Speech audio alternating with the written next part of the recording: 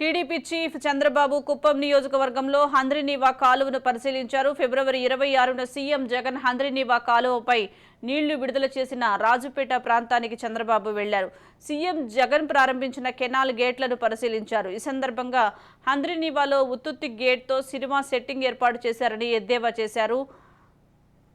నీటి విడుదల తంతు పూర్తి కాగానే గేట్ను తీసేశారని ఆరోపించారు. టీడీపీ అధికారంలోకి వచ్చిన తర్వాత సంవత్సరం లోపే హంద్రీనీవా కాలువలోకి నీటిని తీసుకువస్తామని చంద్రబాబు హామీ ఇచ్చారు.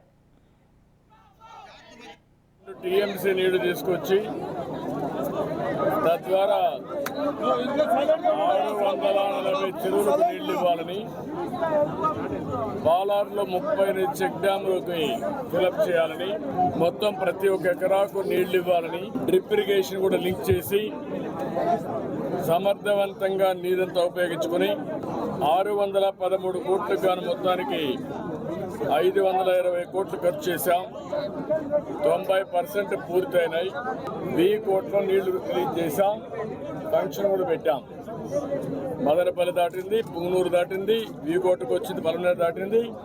కుప్పానికి వచ్చే సమయంలో ఎన్నికలు రావడం, కొంతమంది కావాలని కోర్టుకు పోయి అడ్డంకులు పెట్టడం, దానివల్ల పనులు నిలిచిపోయినాయి.